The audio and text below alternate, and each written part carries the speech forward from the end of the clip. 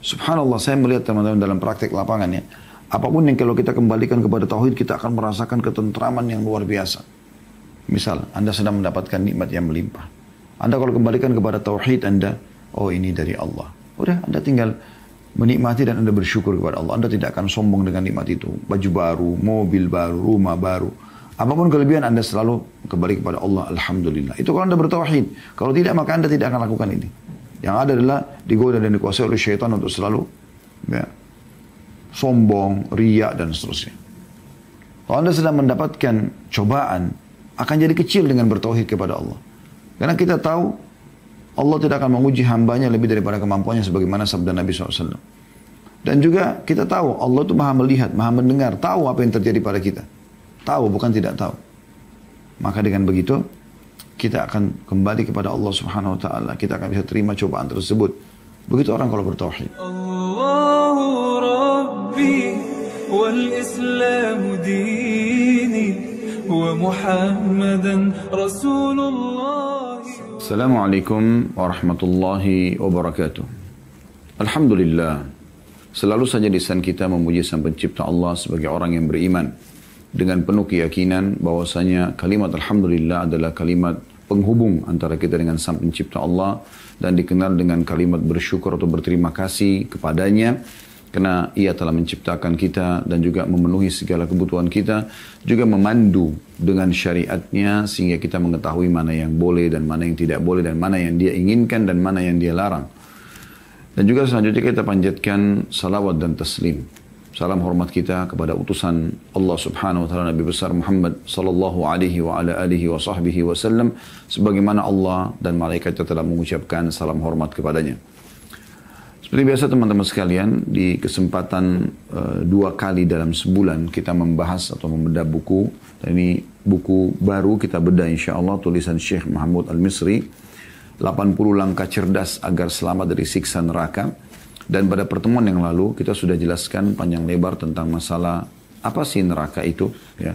Kenapa setiap orang beriman harus berhati-hati jangan sampai dia masuk ke dalam neraka atau menjadi penghuni neraka. Dan memang banyak sekali ayat-ayat Al-Quran yang menggambarkan tentang beratnya siksa neraka itu. Dan Allah sudah memberikan bocorannya kepada orang-orang beriman yang harus kita tentu ngah sebagai orang yang beriman agar jangan sampai kita terjerumus ya, atau menjadi atau terdaftar sebagai orang-orang yang akan menjadi penghuninya nanti. Na'udzubillah min dzalik. Dan juga sudah kami titik beratkan pada pertemuan yang lalu bagaimana hadis yang mulia. Kata Nabi SAW, siapa yang berlindung kepada Allah sehari 7 kali dari api neraka, maka neraka akan mengatakan, ya Allah, hambamu fulan telah berlindung kepadamu dariku, maka jauhkanlah ia dariku. Dan siapapun yang memohon 7 kali kepada Allah pada satu hari agar dimasukkan ke dalam surga, maka surga akan mengatakan, ya Allah, hambamu fulan telah memohon agar dimasukkan ke dalamku, maka masukkanlah ia ke dalamku. Oleh karena itu neraka itu dan surga ada dan sudah ada. Bahkan sudah kita jelaskan bagaimana kita bisa merasakan itu ya. Seperti hadis yang juga sudah kita paparkan pada pertemuan yang lalu. Kata Nabi SAW, neraka mengeluh ya, kepada Allah tentang sebagiannya membakar sebagian yang lain, untuk saking panasnya gitu ya. Maka Allah pun mengizinkan neraka untuk bernafas 2 kali, dan itulah yang kalian temukan di musim dingin yang sangat dan juga musim panas yang sangat. Maksudnya udara yang sangat dingin dan sangat panas itu adalah hembusan nafas neraka. Dan ini bagi orang beriman bukan hal yang asing, karena bagian daripada rukun iman mereka. Ya. Rukun iman yang 6, ya, rukun iman nomor 5-nya adalah iman kepada hari kiamat, dan itu satu paket dari kematian, prosesi alam barzah di kuburan, ya, menjadi taman dari taman surga, lubang neraka, kemudian pembangkitan di mahsyar nanti, kemudian surga ataupun neraka. Dan ini adalah rukun iman yang kita tidak ada keraguan di dalamnya. Karena kalau seseorang ragu, maka tidak dikatakan dia beriman. Dan kita akan masuk, teman-teman sekalian, setelah merincikan pada pertemuan perdana pekan lalu panjang lebar masalah neraka, kita akan masuk ke langkah pertama ya, yang cerdas menurut Syekh Mahmud Al-Misri agar selamat dari neraka, yaitu masalah tauhid. Saya akan coba bacakan dulu apa yang ditulis oleh beliau dalam buku ini, baru kemudian kita akan rincikan panjang lebar dengan izin Allah Subhanahu wa taala. Bagian pegang bukunya ada di halaman 5 ya, sampai halaman 6. Kata penulis di sini, cara cerdas pertama menyelamatkan dari api neraka adalah tauhid. Beliau mengatakan perkara akidah bukan perkara sekunder yang bisa kita tunda atau kesampingkan urgensinya. Karena ia adalah pondasi agama ini seluruhnya. Islam adalah akidah yang seluruh syariatnya bersumber dari akidah tersebut. Dan syariat menata urusan kehidupan manusia. Allah tidak akan pernah menerima syariat kaum muslimin hingga akidah mereka lurus dan benar. Ya. Jadi ini paragraf yang pertama ya. Saya akan coba rincikan. Tauhid adalah artinya mengesahkan Allah. Penuh keyakinan bahwasanya tidak ada yang menciptakan, tidak ada yang menghidupkan, mematikan, tidak ada yang menggantikan siang malam, menurunkan hujan dari langit kecuali Allah. Segalanya adalah Allah. Dan ini kembali kepada makna kalimat la ilaha illallah yang berarti la ma'budu bihaqqin illallah. Ya. Kemudian beliau mengatakan perkara akidah, maksudnya keyakinan tentang tauhid ini bukan perkara sekunder, bukan perkara yang opsi pilihan. Kapan mau pelajari, kapan enggak ya enggak gitu. Kapan mau yakini, kapan enggak ya enggak yakin gitu ya. Yang bisa kita tunda atau kesampingkan urgensinya. Karena ia adalah pondasi agama ini seluruhnya. Artinya, Anda bisa bayangkan kalau sebuah bangunan tidak ada pondasinya atau pondasinya rapuh, maka akan rubuh bangunan tersebut. Tapi kapan pondasinya kuat, kokoh, maka pastikan bangunan di atasnya pun akan kokoh dengan izin Allah Subhanahu wa taala. Maka tauhid ini mengisahkan Allah Subhanahu wa taala yang merupakan akidah atau keyakinan dasar setiap muslim. Ya. Itu adalah pondasi agama ini. Agama seseorang akan kokoh, akan kuat kalau dibangun di atas akidah ini. Dan itulah yang ditanamkan oleh Nabi SAW di fase Mekah kepada para sahabat. Bagaimana Nabi SAW betul-betul ya, menekankan tentang masalah pentingnya tauhid. Di fase pada saat itu Al-Quran belum sempurna semuanya turun. Belum ada media kayak kita sekarang yang memudahkan orang untuk belajar. Kalau sekarang kan Quran sudah sempurna, diterjemahkan ke dalam berbagai bahasa, kita sangat mudah. Dengan teknologi sekarang kita bisa dengan sangat mudah di handphone kita, bahkan kita bisa baca. Sementara kita di atas ranjang kita gitu. Tapi zaman dulu, fase awal Mekah, belum ada sama sekali. Ya. Ada seseorang yang buta huruf, tidak bisa baca, tidak bisa nulis, mengaku sebagai seorang nabi, wajib diikuti. Kalau tidak, maka akan masuk neraka. Kira-kira teman-teman, kalau kita hidup di masa fase Mekah dulu, kita akan menjadi Abu Bakar atau akan menjadi Abu Jahal? Ya. Bukan gampang. Kalau sekarang saja, masih banyak orang yang jauh dari agama, sementara fasilitas sudah begitu banyak. Bagaimana dengan zaman itu? Makanya yang Nabi SAW bangun pertama adalah pondasi akidahnya. Bagaimana Nabi SAW menanamkan ini kepada para sahabat. Belum ada ayat jihad, belum ada ya, perintah puasa, belum ada perintah zakat, belum ada perintah haji. Ya. Bahkan sholat pun di awal-awal Islam belum ada. Tepatnya nanti diperintahkan di tahun ke-11 dari masa kenabian, dari 13 tahun Nabi SAW di Mekah setelah kejadian Isra dan Mi'raj. Sebelumnya ada sholat malam, tapi 5 waktu sholat ini nanti diperintahkan pada saat itu. Yang ada adalah penanaman, bahwasanya ini berhala-berhala adalah makhluk. Semua adalah makhluk. Tidak ada yang menciptakan apapun kecuali Allah. Itu yang ditanamkan. Maka lahirlah orang-orang seperti Abu Bakar, Umar, Uthman, Ali, Talha, Zubair, Abdurrahman bin Auf, Sa'ad bin Abi Waqqas, Hamzah bin Abdul Muttalib, ya, Bilal bin Rabah, ya, Musa bin Umair, dan seterusnya. Ridwanullah alaihim, sahabat-sahabat yang luar biasa. Mereka sampai meneteskan darah pun di jalan Allah, tetap akan mempertahankan akidah ini. Target mereka semua adalah masalah akidah ini. Makanya beliau mengatakan, saya ulangi, perkara akidah bukan perkara sekunder yang bisa kita tunda atau kesampingkan urgensinya. Karena ia adalah pondasi agama ini seluruhnya. Islam adalah akidah yang seluruh syariatnya, perintah-perintah larangan Allah di dalam, bersumber dari akidah tersebut. Dan syariat menata urusan kehidupan manusia. Jadi, pondasinya adalah akidah, di atasnya ada syariat yang diaplikasikan dalam kehidupan. Nah, kalau pondasinya kuat, maka syariat akan mudah untuk diterima dan diamalkan. Sementara syariat ini mengatur dan menata tatanan kehidupan manusia. Allah tidak akan menerima syariat kaum muslimin. Ya. Apapun perintah dan larangan Allah yang mereka kerjakan dan mereka jauhi, hingga akidah mereka lurus dan benar. Karena tidak akan diterima kalau mereka masih berbuat syirik kepada Allah. Gitu. Tidak akan diterima. Allah subhanahu wa ta'ala berfirman dalam hadis Qudsi. Ini dalil yang pertama diangkat oleh beliau. Ya bna Adam, innaka law ataitani bi qurabil ardi khataya, thumma lakitani la tushrik bi syai'an la ataituka bi qurabiha maghfirah. Wahai anak Adam, sesungguhnya jika kamu mendatangiku, hanya besar kata ganti Allah, dengan membawa kesalahan-kesalahan sepenuh bumi. Dosa-dosamu banyak memenuhi bumi.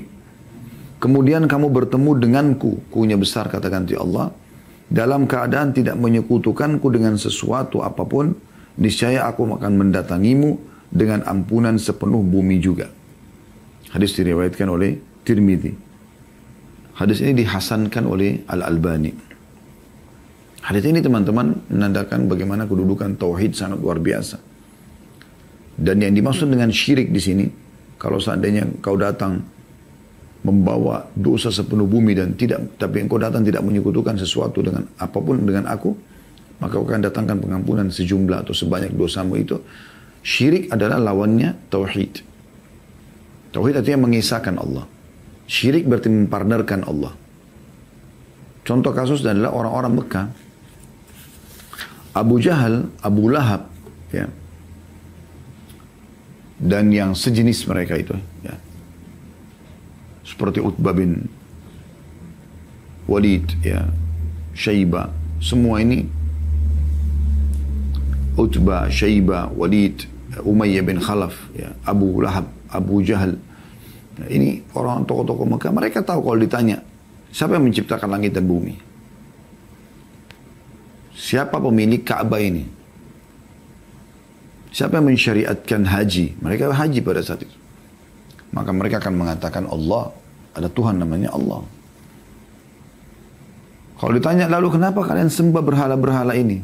Mereka bilang, kami hanya jadikan ini perantara antara kami sama Allah. Allah katakan dalam Al-Quran itu. A'udzu billahi minasyaitonir rajim. Wa idza sa'altahum man khalaqas samawati wal arda wa sakhkhara asy-syamsa wal qamara la yaquluna Allah. Hai Muhammad, kalau engkau tanya mereka, siapakah yang menciptakan langit dan bumi? Siapakah yang mengatur matahari dan bulan? Maka mereka akan mengatakan Allah. Lalu kalau ditanya, kenapa kalian sembah berhala-berhala ini? Jelas berhala-berhala ini patung kalian buat sendiri, kalian yang ukir matanya, mukanya lah ya. Kemudian kalian yang warnain, kalian yang pikul taruh di tempat yang kalian akan jadikan sebagai tempat sesembahan. Kalian juga yang perbaikin kalau rusak dan kalian yang memberikan nama, lalu kalian panggil Tuhan, gitu kan? Maka mereka mengatakan, ma na'buduhum illa liyuqarribuna ilallahi zulfa. Kami tidak sembah ini kecuali kami jadikan perantara antara kami dengan Allah. Dan Allah tidak butuh perantara benda-benda mati seperti ini. Ini dimaksud dengan kesyirikan. Dan ini berapa banyak umat Islam sekarang, Allahul Musta'an, Allah tempat kita meminta pertolongan dan perlindungan yang terjerumus dalam kesalahan ini. Karena kejahilan mereka. Baru dalam sholat mereka mengatakan, Iyyaka na'budu wa iyyaka nasta'in. Hanya kepadamu kami menyembah. Hanya kepadamu kami minta tolong. Habis salam, pergi kuburan sebelah masjidnya lalu minta-minta sama kuburan tersebut. Lalu mana perkataan kita, Iyyaka, iyyaka, hanya kepadamu, hanya kepadamu. Imam Nawawi rahimahullah mengatakan, aku heran dengan orang-orang yang minta-minta di kuburan kepada orang yang sudah mati. Padahal dalam kuburan itu orang yang seperti dia. Orang yang sama dengan dia. Hanya sudah jadi tulang belulang. Walaupun itu orang soleh. Makanya para sahabat Nabi Ridwanullah alaihim, tidak ada orang di antara mereka yang datang ke kuburan Nabi SAW lalu minta-minta di kuburan tersebut. ambil tanahnya. Ya. Anda perlu tahu, kuburan Nabi Muhammad SAW itu ada di dalam rumahnya Aisyah radhiyallahu anha. Rumahnya Aisyah radhiyallahu anha. Jadi Aisyah tidur sini, kuburan Nabi SAW di sebelah situ. Ya. Belum pernah ada satupun riwayat setelah Nabi SAW meninggal, beliau pun atau Aisyah radhiyallahu anha membuka rumah lalu mengatakan ini kuburan Nabi, ambillah tanahnya supaya kalian berkah. Ya. Bahkan baju Nabi SAW pun tidak ada dikatakan ini baju Nabi, ambillah, potong-potonglah, bagi-bagilah, jadikan sebagai jimat. Tidak pernah ada riwayat itu. Sahabat Nabi Ridwanullah alaihim datang mengucapkan salam di kuburan Nabi SAW lalu pergi. Sebagaimana sampai sekarang kita masih mengerjakan itu sebagai kaum muslimin. Kita masih mengucapkan salam. Kita ya menziarahi kuburan Nabi SAW, iya. Tapi nggak melakukan kesyirikan. Bagaimana orang banyak melakukan kesyirikan yang luar biasa. Mengambil-ambil tanah kuburan, mencari keberkahan di situ, menaruh air beberapa hari supaya dianggap itu berkah, dan seterusnya. Dari mana semua ini? Tidak pernah ada dalam syariat Allah Subhanahu Wa Taala. Dan tidak pernah dicontohkan oleh para sahabat Nabi Ridwanullah alaihim yang hidup bersama Nabi SAW. Bahkan di zaman Nabi SAW banyak orang yang waktu Nabi hidup pun mereka melakukan kesyirikan lalu ditegur oleh Nabi SAW. Seperti orang-orang Mekah tadi yang menjadikan patung-patung sebagai perantara. Ada juga pernah sahabat menggunakan gelang berwarna kuning itu. Kata Nabi SAW, untuk apa? Dia bilang untuk menyelamatkan saya dari mara bahaya. Kata Nabi SAW, buanglah. Karena kalau kau meninggal sementara masih ada di badanmu, maka kau tidak akan beruntung selamanya. Karena itu syirik. Mempartnerkan Allah Subhanahu Wa Taala. Berapa banyak orang-orang yang syirik ya kepada Allah Subhanahu Wa Taala dengan meramal dengan bintang-bintang. Sampai kata Nabi SAW suatu waktu kepada para sahabat ya, selepas sholat subuh waktu itu, Allah telah berfirman, karena malam itu hujan deras gitu, telah tiba pagi hari ini hamba-hambaku yang beriman padaku dan kufur kepada bintang-bintang, dan ada juga hamba-hambaku yang beriman pada bintang dan kufur kepadaku. Kata Nabi SAW, lalu Allah mengatakan, orang-orang yang mengatakan bahwasanya kami turun hujan, atau hujan ini turun karena izin Allah, maka dia beriman padaku dan kufur kepada bintang-bintang. Yang mengatakan hujan ini turun karena bintang ini atau bintang itu, maka dia telah beriman pada bintang dan dia telah kufur kepadaku. Coba bayangkan, ramal dengan bintang-bintang. Bukankah banyak umat Islam sekarang sibuk dengan bintang kamu apa? Taurus, Sagittarius, ya, dan seterusnya. Lalu kemudian mengundi nasibnya dengan benda itu. Ini semua tidak pernah ada dalam syariat. Mana pernah ada riwayat Nabi Muhammad SAW mengatakan, ya, misal, jangankan bulan-bulan Masihi seperti itu, bulan Hijriyah saja. Tidak pernah syariat Nabi SAW ya, mengatakan bahwasanya begini dan begitu misalnya. Oh, karena saya lahir bulan Rabiul Awal, maka bintang saya ini. Tidak pernah ada riwayat seperti itu.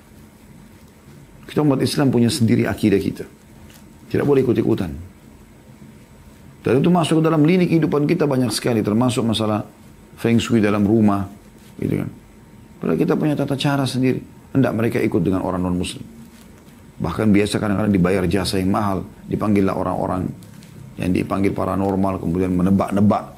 Mengatakan rumah ini ada begini, rumah ini begini, rumah itu begitu.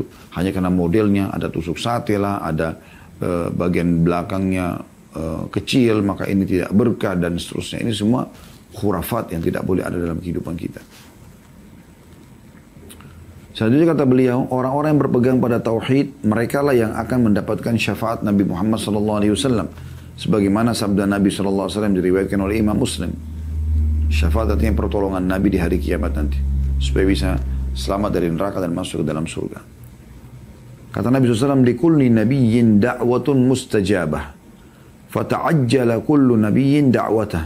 Wa inni khabba'tu da'wati syafa'atan li ummati yawmal qiyamah. Fahiya na'ilatun insya'allahu man mata min ummati la yushriku billahi syai'a. Setiap nabi mempunyai doa yang mustajab atau pasti diterima. Dan setiap nabi telah menggunakan doanya di dunia. Sedang aku menyimpan doaku sebagai syafaat untuk umatku pada hari kiamat kelak. Syafaatku akan didapatkan insya Allah oleh siapa yang mati dari umatku tanpa menyekutukan Allah dengan apapun. Tanpa syirik. Lalu kata beliau, ya Allah, penulis mengatakannya, janganlah engkau menghalangi kami dari nikmat tauhid dan bangkitkanlah kami dalam rombongan ahli tauhid bersama Sayyidi Muwahhidin Muhammad sallallahu alaihi wasallam. Maksudnya bersama dengan tuannya dan pemimpinnya, orang-orang yang bertauhid Nabi Muhammad sallallahu alaihi wasallam. Nah, ini kurang lebih keterangan yang diseruskan oleh penulis. Kembali lagi sini penekanan tentang masalah syirik. Ya. Oleh karena itu hati-hati sekali teman-teman sekalian, hati-hati sekali. Ya, kita terlalu mengkultuskan kuburan, batu, benda mati, bahkan syaitan. Ya. Di tengah-tengah komunitas kaum muslimin mereka masih saja minta tolong pada jin dengan alasan ini adalah khadam, ini adalah ini dan itu. Padahal tidak ada satupun riwayat teman-teman sekalian dinukil kalau Nabi Muhammad SAW sendiri punya khadam dari jin. Qarin pendampingnya, tapi khadam ya, yang diberikan makan atau minum atau berikan tumbal, kemudian dia berkhidmah, ini tidak pernah ada. Pernah Anda dengar ada khadamnya Nabi SAW atau khadamnya Abu Bakar atau khadamnya Umar atau khadamnya Uthman atau khadamnya Ali. Yang kita dengar malah syaitan lari dari Umar. Nah itu kalau ahli tauhid begitu. Mereka hanya bergantung kepada Allah SWT, tidak akan bergantung pada makhluk. Kita sama air, sama batu, sama api, sama udara, sama hewan-hewan, sama tumbuh-tumbuhan, sama jin, sama malaikat, semua sama bumi dan langit, semua ini sama-sama makhluk. Kita diciptakan oleh Allah Subhanahu wa taala. Allah itu satu-satunya Tuhan. Kita menunggangi fasilitas makhluk itu untuk lebih mengenal Tuhan kita Allah Subhanahu wa taala. Ini harus kita garis bawahi. Murnikan tauhid kita. Banyak fenomena yang terjadi ya, di mana mereka melakukan kesyirikan kepada Allah Subhanahu wa taala. Terlalu banyak. Menggunakan jimat-jimat ya. Di tengah-tengah kaum muslimin. Bahkan kadang-kadang menyebar luas itu. Ya. Itu semua tidak boleh. Ya. Saya waktu bimbing jemaah ke Turki, kemudian ada salah satu souvenir yang dijual ya.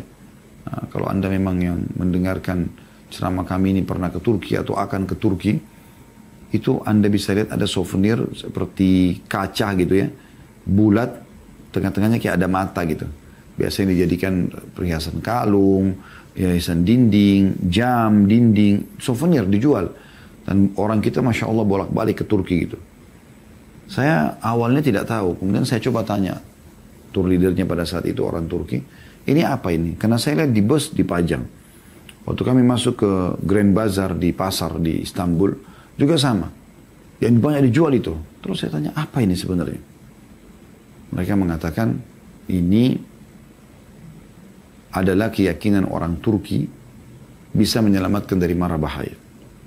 Dan ini tatayur, menggantungkan nasib pada benda, tidak boleh.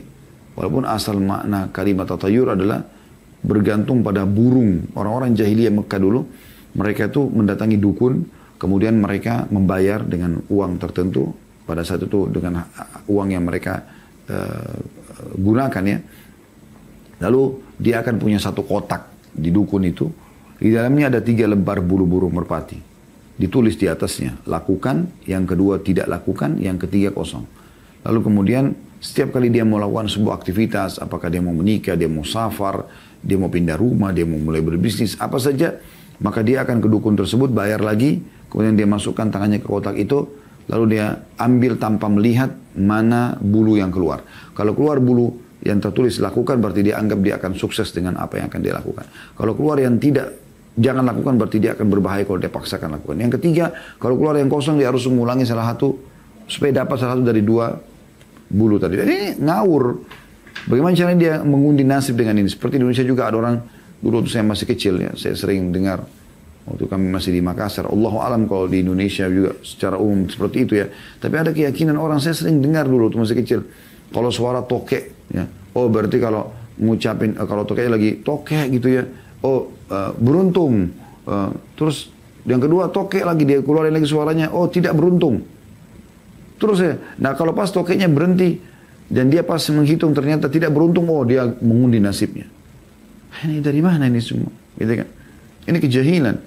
Begitu juga dengan mata di atas kedap-kedip mau senang, kalau kelopak mata, kelopak mata di bawah mau sedih, maka terus saja dia terbebani kalau kelopak matanya di bawah berkedap-kedip gitu. Padahal atau bergetar. Padahal sebenarnya mungkin matanya letih, butuh istirahat, tidak ada hubungannya. Tangan kanan gatal mau keluarin duit, tangan kiri mau dapat duit. Urat sarafnya lagi ada masalah saya di tangannya. Tidak ada hubungannya sama sekali. Jadi bagaimana kalau orang yang tidak gatal sama sekali tangannya? Yang kiri misalnya dia tidak akan dapat duit sama sekali. Nah ini semua contoh-contoh. Dan begitu banyak mereka melakukan perbuatan-perbuatan seperti ini. Semoga Allah berikan hidayah. Subhanallah, orang yang bertauhid kepada Allah ini akan selalu saja aman dari segala macam masalah-masalah seperti ini. Kita akan coba teman-teman sekalian melihat ya, kalau Anda bertauhid kepada Allah sebenarnya Anda dapat apa? Yang pertama sekali, Anda akan mendapatkan apa yang dijanjikan dalam hadis ini. Tadi yang baru kita sebutkan ya, yaitu pengampunan dosa. Ya. Dan sudah kita baca hadisnya ini. Jadi sebanyak apapun dosa yang kita lakukan, selama kita teman-teman sekalian tidak bersyirik kepada Allah, tidak merusak tauhid kita, maka Allah akan maafkan kesalahan kita. Ya. Kemudian juga kalau Anda bertauhid kepada Allah, Anda akan dapat panduan hidup. Maaf, yang kedua begini. Yang kedua, kalau Anda bertauhid, Anda akan mudah menerima syariat Allah SWT. Dan perubahan Anda itu sifatnya bisa kita katakan abadi insya Allah. Maksudnya gini, kalau Anda berubah menjadi atau hijrah, lebih dekat kepada Allah SWT, dan Anda berada di atas tauhid, tidak menyekutukan Allah, maka kita temukan orang-orang hijrah seperti ini akan sangat kokoh dengan pendirian mereka. Sangat mudah mereka mengikuti Al-Quran, sangat mudah mereka mengikuti hadis-hadis Nabi SAW. Terjadi perubahan dan tidak mempengaruhi mereka. Dan mereka bisa istiqomah sampai meninggal. Beda halnya kalau orang menyatakan dirinya hijrah tapi kepada hal-hal yang salah. Kesyirikan kepada Allah Subhanahu Wa Taala. Ya. Allahul Musta'an itu. Allah tempat kita meminta pertolongan. Tapi seperti itu. Begitu banyaknya orang yang merusak tauhidnya. Sehingga akhirnya mereka jauh dari ya, amal-amal saleh. Subhanallah, orang kalau bertauhid itu berubah akhlaknya. Lebih jujur, lebih amanah, lebih tanggung jawab. Ya. Lebih royal, lebih loyal. Semuanya. Berapa banyak orang yang kami temuin, mereka menyatakan mereka telah hijrah karena mendengarkan ceramah. Mereka sekarang sudah bertauhid, mereka sudah meninggalkan kesyirikan. Mereka luar biasa gitu, merasakan ketentraman jiwa. Dan itu mahal sekali nilainya. Itu yang kedua. Yang ketiga, mereka dapat petunjuk dari Allah Subhanahu Wa Taala. Sebagaimana Allah jelaskan dalam surah Al-An'am, surah nomor 6 ayat 82. A'udzu billahi minasyaitonir rajim. Alladzina amanu wa lam yalbasu imanum bidzulmin ulaika lahumul amnu wa hum muhtadun. Orang-orang yang beriman dan tidak mencampur adukkan iman mereka dengan kezaliman atau syirik. Mereka itulah orang-orang yang mendapatkan rasa aman dan mereka mendapatkan petunjuk. Dan mereka mendapatkan petunjuk. Ya. Jadi Allah selalu pandu mereka kepada hal yang baik, keselamatan dunia dan akhirat. Orang yang bertauhid juga akan dihilangkan, akan dimudahkan keluar dari permasalahan yang dia sedang hadapi, seberat apapun itu. Sebagaimana Allah menjelaskan dalam surah At-Talaq, surah nomor 65, ayat 2 sampai ayat 3. A'udzu billahi minasyaitonir rajim. Wa may yattaqillaha yaj'al lahu makhraja wa yarzuqhu min haitsu la yahtasib. Wa may yatawakkal 'ala Allah fa huwa hasbuh. Al-ayat yang artinya barang siapa yang bertakwa kepada Allah. Bertakwa artinya patuh kepada Allah. Dia bertauhid kepada Allah. Tidak akan bertemu antara patuh tanpa tauhid. Kalau dia betul-betul memurnikan tauhidnya kepada Allah, maka kepatuhan juga akan maksimal. Maka Allah akan berikan solusi dari permasalahan dan juga Allah akan berikan rezeki dari tempat tidak disangka-sangka. Ya. Itu yang keempat. Yang kelima, Allah Subhanahu Wa Taala akan menjadikan dalam hatinya rasa cinta kepada keimanan. Dia kalau menyukai sesuatu karena iman, dia kalau benci itu karena iman. Ini juga ada nilai tersendiri. Sebagaimana Allah sebutkan dalam surah Hujurat, surah nomor 49 ayat 7. A'udzu billahi minasyaitonir rajim. Wa'lamu anna fikum Rasulullah law yuti'ukum fi katsirin minal amri la'anittum walakinna Allah habbaba ilaikumul iman wa zayyanahu fi qulubikum wa karraha ilaikumul kufra wal fusuqa wal isyan ulaika humur rasyidun. Allah menjadikan kamu cinta kepada keimanan dan menjadikan iman itu indah dalam hatimu. serta menjadikan kamu benci kepada kekafiran, kefasikan dan kedurhakaan, mereka adalah orang-orang yang mengikuti jalan yang lurus. Nanti orang yang bertauhid ini Allah akan tanamkan dalam hatinya cinta keimanan. Iman itu akan ada dalam hatinya, terhias betul, tidak ingin melakukan pelanggaran-pelanggaran, ya. Selalu mengerjakan ketaatan dan berlomba-lomba bersaing dalam kebaikan untuk mengerjakan kebaikan tersebut. Maka itu yang ada dalam hati orang-orang yang beriman.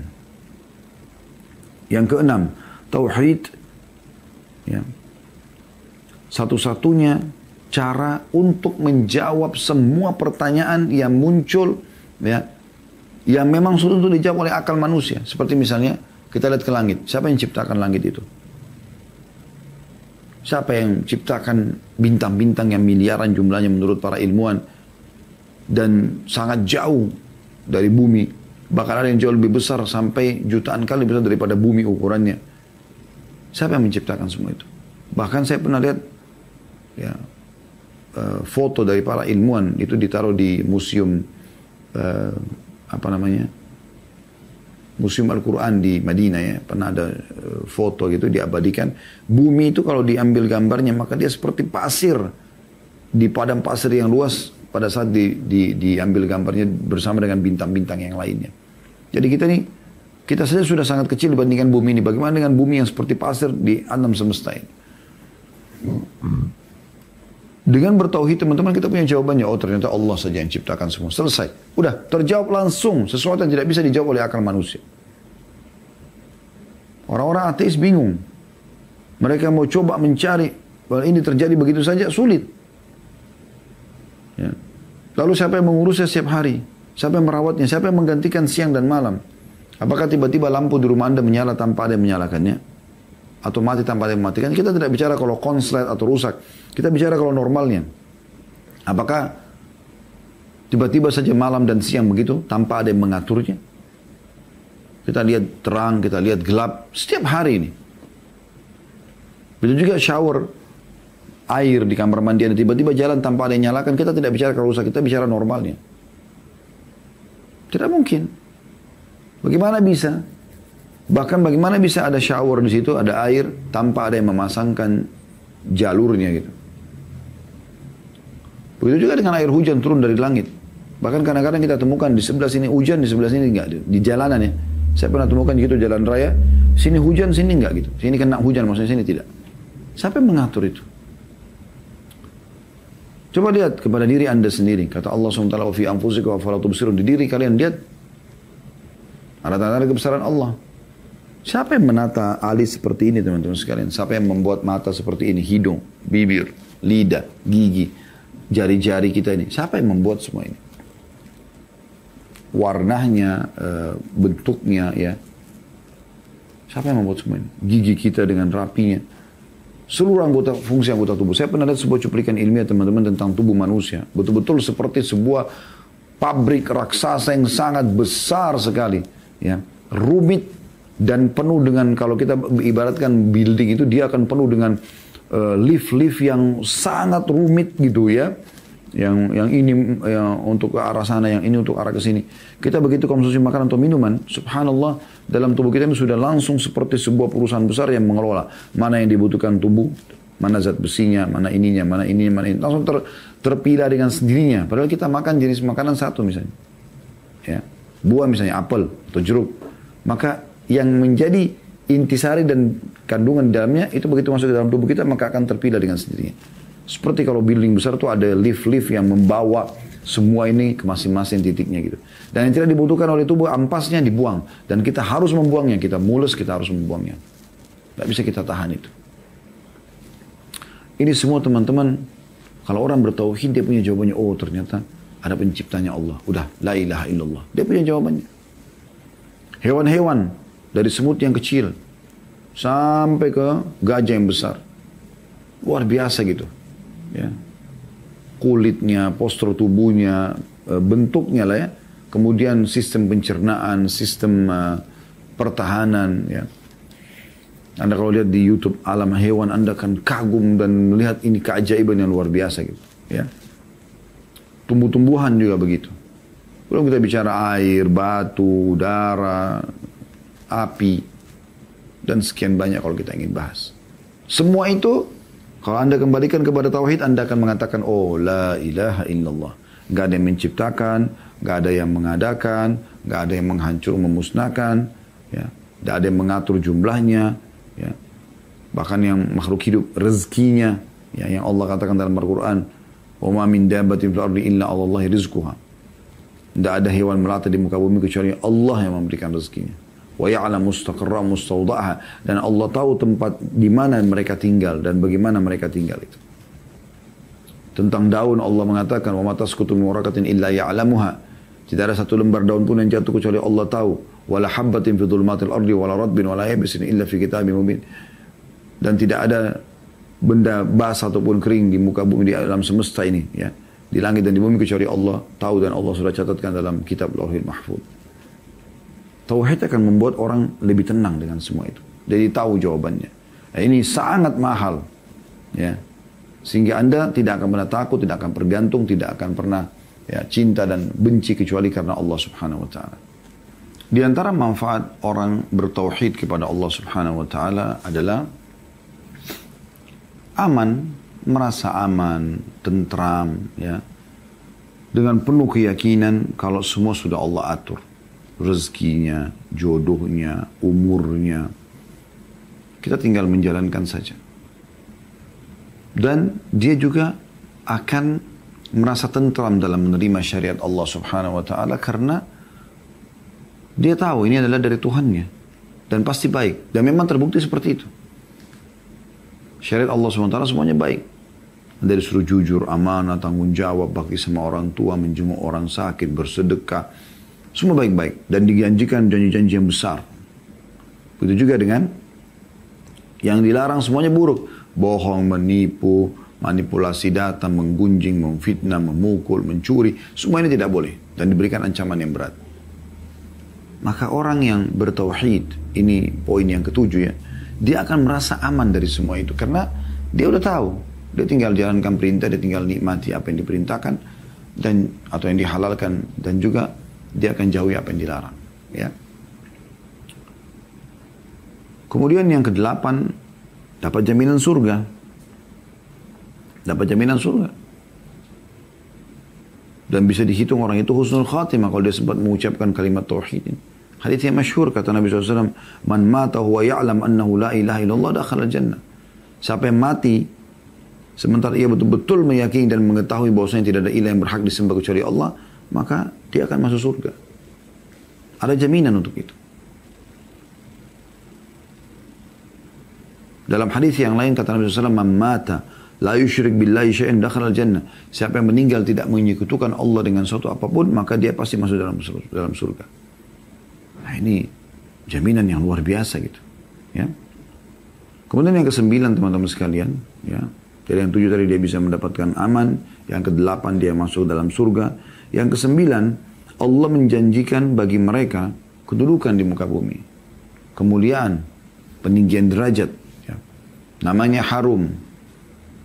Siapa yang mengenal Abu Bakar, Umar, Uthman, Ali, Talha, Zubair sebelum Islam? Sebelum bertauhid kepada Allah. Gak ada yang mengenal mereka. Tapi setelah mereka bertauhid kepada Allah, Allah muliakan mereka. Allah berfirman dalam Al-Quran, dalam surah An-Nur, surah nomor 24 ayat 55. A'udhu billahi minasyaitonir rajim. Wa'adallahu alladhina amanu minkum wa amilus salihati la yastakhlifannahum fil ardi kama istakhlafa alladhina min qablihim wa la yumakkinanna lahum dinahum alladhi irtada lahum wa la yubaddilannahum min ba'di khawfin amna ya'buduna la yushriku bi nabiyyi syai'a wa man kafara ba'da dhalika fa ulaika humul fasiqun. Yang artinya, dan Allah telah menjanjikan kepada orang-orang yang beriman di antara kamu dan mengerjakan amal-amal soleh, bahwasanya dia sungguh akan menjadikan mereka berkuasa di bumi. Sebagaimana dia telah menjadikan orang-orang yang sebelum mereka berkuasa. Dan sungguh dia akan meneguhkan bagi mereka agama yang telah diridhoinya untuk mereka. Dan dia benar-benar akan mengubah keadaan mereka. Sesudah mereka berada dalam ketakutan menjadi aman sentosa. Mereka tetap beribadah kepada Allah dan dengan tidak mempersekutukan aku dengan sesuatu apapun. Tapi barang siapa yang tetap kafir sesudah janji ini, maka mereka adalah orang-orang yang fasik. Ini yang ke-9. Ya, bahwasanya Allah menjanjikan mereka akan diberikan kedudukan di muka bumi. Apakah itu kedudukan dia secara pribadi, Allah mudahkan dia punya pasangan hidup, punya harta yang mencukupi dia, dia selalu merasa cukup. Atau Allah berikan lebih besar. Nah, sebagaimana Nabi SAW dan para sahabat diberikan kedudukan yang sangat tinggi sampai mereka menjadi raja-raja dunia, gitu kan. Nabi SAW membangun pemerintahan Islam di Madinah, ya, setelah 10 tahun hijrah di sana. Kemudian dilanjutkan oleh Khulafaur Rasyidin Abu Bakar, Umar, Utsman, Ali. Kemudian berdiri terus, ya, dinasti Umayyah, dinasti Abbasiyah. Terus saja, ya, orang-orang yang mentauhidkan Allah Subhanahu Wa Taala akan diberikan kedudukan. Ya. Juga Allah berfirman tentang masalah itu dalam surah An-Nahl, surah nomor 16 ayat 97. A'udzu billahi minasyaitonir rajim. Man 'amila shalihan min dzakarin aw untha wa huwa mu'minun falanuhyiyannahu hayatan thayyibah wa lanajziyannahum ajrahum bi ahsani ma kanu ya'malun. Barang siapa yang mengerjakan amal soleh baik laki-laki maupun perempuan dalam keadaan beriman, maka pasti akan kami berikan kepada mereka kehidupan yang baik. Thayyibah itu kehidupan yang thayyibah, artinya kehidupan yang sempurna, yang baik, yang nyaman, yang sentosa. Dan akan kami beri balasan kepada mereka dengan pahala yang lebih baik daripada apa yang telah mereka kerjakan. Yang ke-11, tauhid akan menyelamatkan orang dari siksa api neraka. Ya. Kalau tadi masuk surga, ini juga tidak akan kekal di neraka. Karena dengan tauhidnya. Ya. Sebagaimana Nabi SAW mengatakan, yadkhulu ahlul jannatil jannah. Penghuni surga akan masuk ke dalam surga. Wa ahlun narin nar. Dan penghuni neraka masuk ke neraka. Thumma yakulullahu ta'ala, lalu Allah yang maha tinggi berfirman, akhriju man kana fi qalbi mithqalu habbatin min khardalin min iman. Keluarkan orang yang dari neraka yang ada dalam hatinya seperti biji sawi daripada keimanan, ya. Fa yakhrujuna minha qad suwaddu fa yulqawna fi nahril hayat awil hayai awil hayati.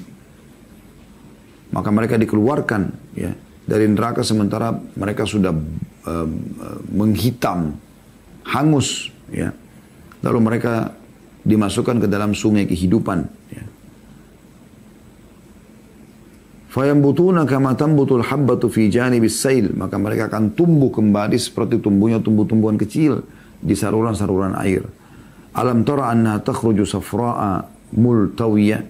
Tidakkah kalian lihat, ya, kalau benih itu tumbuh berwarna kuning dan berlipat-lipat atau, ya, masih lemah, gitu. Nah, di sini teman-teman sekalian, akan dikeluarkan orang yang dalam hatinya ada seperti biji sawi dari keimanan. Maksudnya tauhid. Ya, tauhid. Karena iman adalah tauhid. Tidak mungkin tidak, gitu. Tauhid juga ini menjadi penyebab, ini yang ke-11, diterimanya amal. Karena orang kalau syirik habis semua.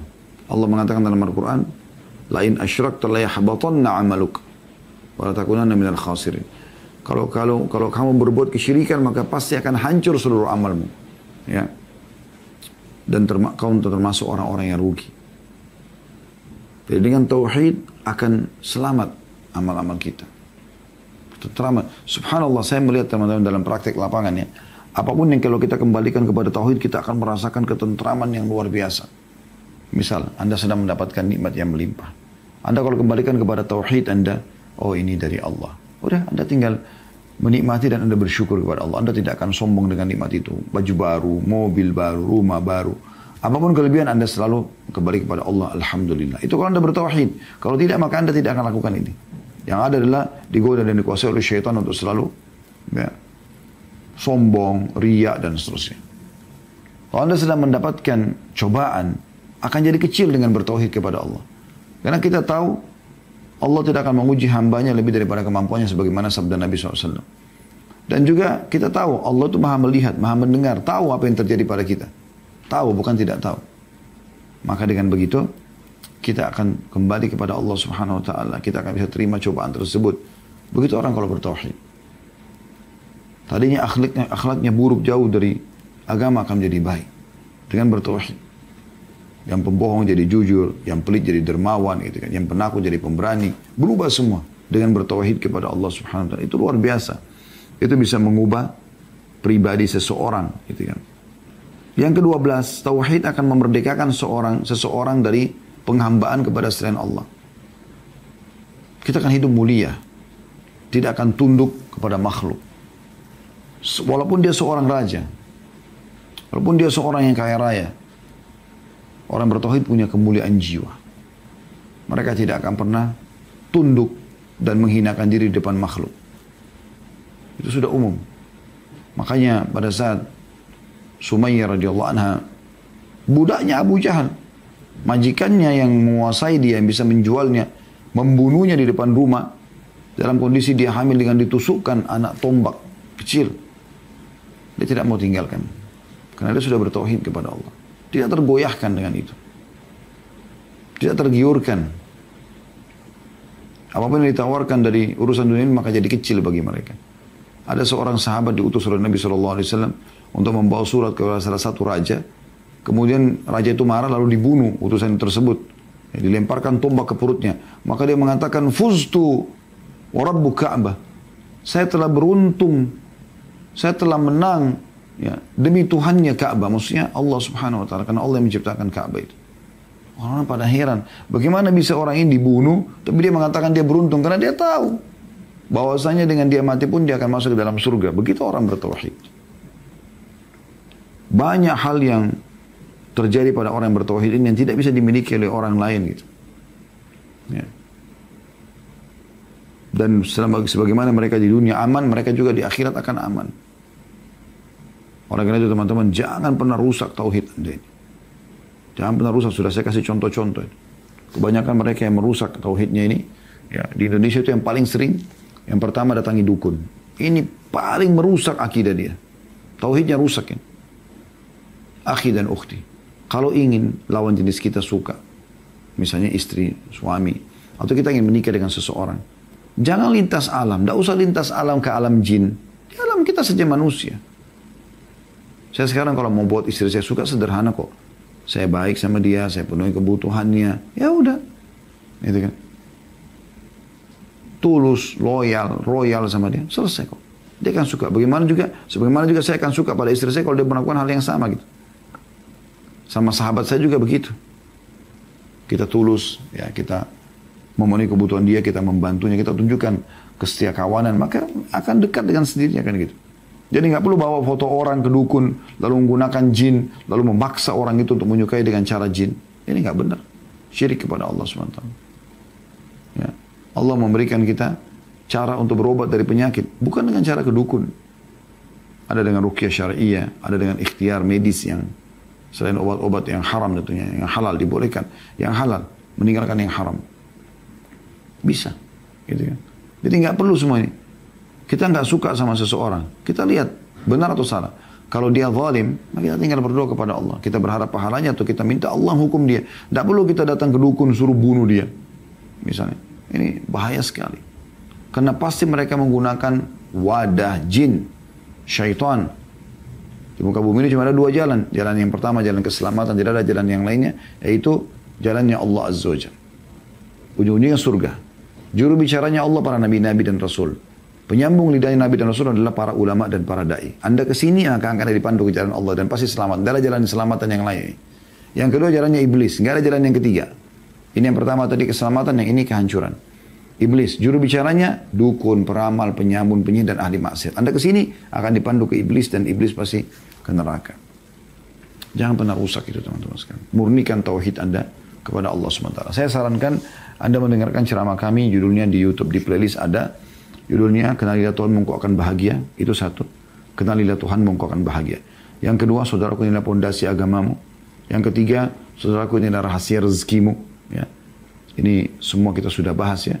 Kemudian yang keempat, indahnya menjalin hubungan dengan Sang Pencipta. Yang kelima, indahnya menjadi orang soleh. Ini semua ada judul-judul tablik akbar ya. Sebelum pandemi dulu. Yang insya Allah itu bisa lebih menguatkan masalah akidah kita. Dan tauhid kepada Allah subhanahu wa ta'ala. Allahu a'lam.